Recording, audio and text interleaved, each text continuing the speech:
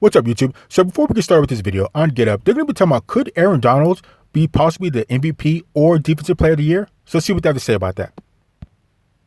Right now, we're going to go to my Defensive Player of the Year, and it is my request. I'm asking the NFL to rename this award the Aaron Donald Award. We talked about J.J. Watt winning it consecutive times, Lawrence Taylor winning it consecutive times, where he is going to be a three-time winner because of the dominance that we see play in and play out. And a lot has been talked about his playoff, woes, not getting to the quarterback where he was doubled and triple teamed and was still very disruptive. Now, I can definitely see Donald getting the Defensive Player of the Year. I don't know about changing his name to the award, but I can definitely see him getting Defensive Player of the Year. So let's continue.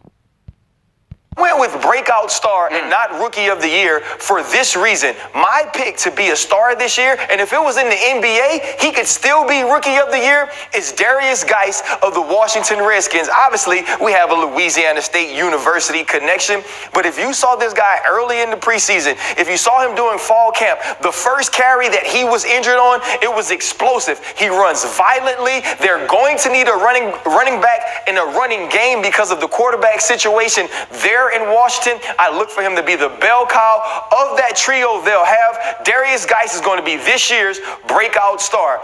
And we call this the best new coach, but isn't it really the Sean McVay Award? Isn't it the award you want to give the guy that if you shake his hand or if you hug him or if you guys have a cup of coffee together, you get to be a head coach the next season? And that's going to Matt LaFleur. And listen, I'm going to be super honest with you. It's not because I think he's really great.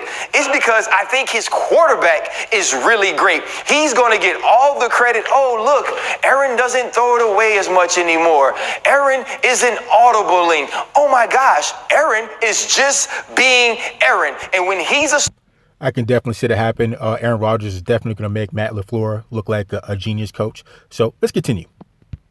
Star this year, and when this team competes to win the AFC North and Aaron Rodgers gets back to MVP form, Matt LaFleur is going to get all the credit for it, even though he couldn't fix Marcus Mariota. Okay. And now we're going to go to the biggest underachievers. And listen, I'm never going to put this on one person or on one guy, but it is going to be the Indianapolis Colts. Wow. This was a team we saw finish very strong down the stretch. After beating the Texans and going into Kansas City, they became the new sexy pick. Now we see Andrew Luck is finally the Andrew Luck he was supposed to be coming out of college, and they did not show up. He did not show up. And this team, with the new and improved running game, it does not matter if Andrew Luck isn't healthy. He's had a calf since April. I am not looking forward to this season for the Colts. So I think I can agree with that. Definitely Andrew Luck is definitely his time's coming up. He hasn't had too many weapons. But the other underachievers I'd probably like to say is probably the Dallas Cowboys, because the Dallas Cowboys are on the verge of doing something huge. Those boys are stacked, like I said in other videos. So I don't know. Let's continue. I know, Ryan, it's always the Rams. You love the Rams. And it's not stopping now. My MVP is going to be Aaron Donald. I thought he had a chance to win it last year, but I'll give it to Patrick Mahomes, bro. You showed up and you showed us something we had never seen before, but we're used to it now. We're not going to fall victim to that and forget that this dude is the most dominant player at his position. And people have been upset because I called him the Michael Jordan of the NFL. And they're like, well, Tom Brady's the guy with 6 rings. He's like Thanos and Michael Jordan. That wasn't what I was talking about. The way that this man dominates his position and his peers is unparalleled in this league. There is no... Okay, so he's most dominant at his position in the league. But if you're the MVP, that's going to be like overall over everything, not just your position. So in order for me to put Aaron Donald as being the MVP, he'd have to have way more control than he would have on a defensive line. So not only is he maybe getting a sack on 3rd and 8, which gets his offense the ball, but he's going to have to be making interceptions and scoring on those interceptions. He's going to have to be recovering fumbles and scoring on those fumbles and doing it in a way that helps his team win.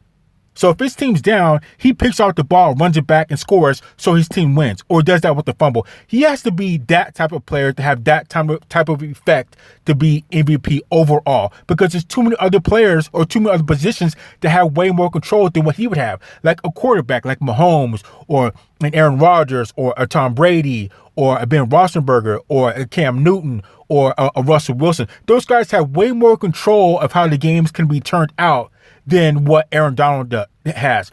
Obviously, he's a great player, and he has, he can make a difference in a game, but a quarterback is going to make way more difference, has an opportunity to make more of a difference than he can at the defensive line. But like I said, if he can make a couple of touchdowns off a couple of picks or fumble recoveries, and he scores a lot of points on defense, then I can say, we know what, this guy, he's really going above and beyond, so maybe he can be MVP. But like I said, I think it's probably going to be an offensive player, which most likely would be a quarterback, because they have more control of how the game can go. So, I don't know. Let's continue.